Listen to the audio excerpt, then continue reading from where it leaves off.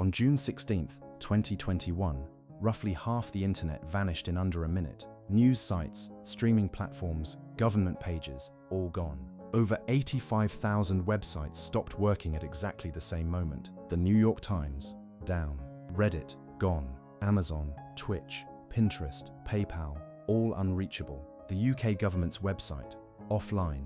It lasted only 6 minutes. But those 6 minutes cost companies an estimated $100 million, and it was caused by one person typing one wrong thing. To understand what happened, you need to understand how the internet actually works. Most people think the internet is like one giant thing floating in the air. It's not. The internet is actually thousands of separate networks stitched together. These networks are run by companies, universities, governments, and internet providers. Each one is called an autonomous system. There are over 100,000 of these systems around the world. For all of them to communicate with each other, they use one single protocol. It's called BGP, the Border Gateway Protocol. BGP is basically the postal service of the internet. It tells data where to go and which path to take to get there. Without BGP, the internet can't function. Now here's the part that should scare you.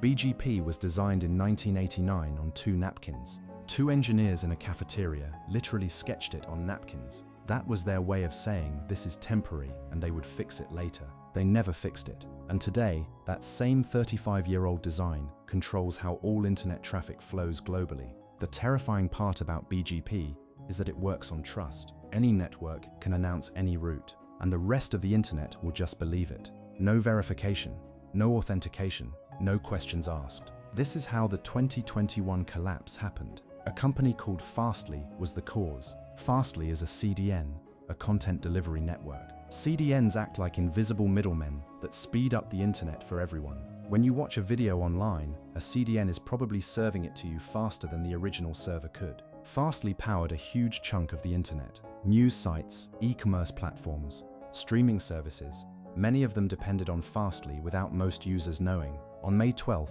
2020, a customer changed one setting inside Fastly's system. That change revealed a hidden bug that had been sleeping inside Fastly's software for months. The bug triggered a software crash across all of Fastly's servers simultaneously. Within seconds, 85% of Fastly's network was gone. Every website that depended on Fastly suddenly had nowhere to send its visitors. Users around the world opened their browsers and got nothing. No error message, no explanation, just a blank white screen. People assumed it was their Wi-Fi. They unplugged their router. They restarted their laptop. Nothing changed. Meanwhile, at Fastly's headquarters, alarms were going off everywhere. Every metric on their dashboards had flatlined. The team had to identify which part of their massive global system had failed. And they had to do it fast because every second offline was costing a fortune. At 9:47 UTC, the outage began.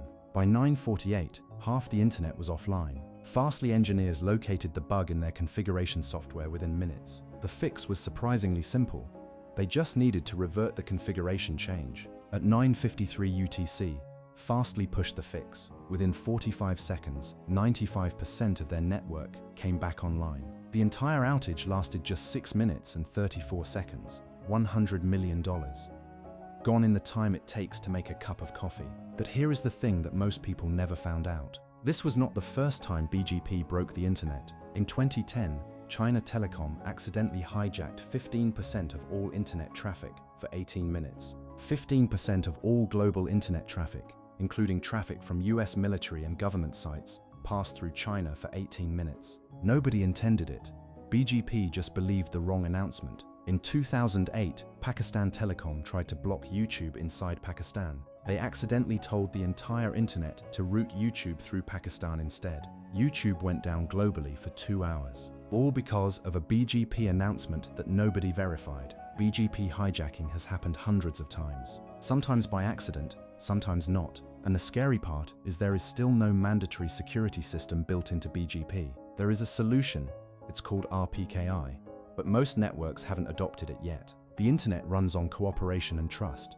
And that is both its greatest strength and its biggest weakness. The engineers who built it never imagined it would one day carry the entire world's information. They built something small. The world made it enormous. And now the entire modern world depends on a protocol that 2 people designed over lunch. Next time the internet goes down for a few minutes, you'll know it might not be your Wi-Fi. It might be one wrong configuration line somewhere on a server that nobody remembered to check.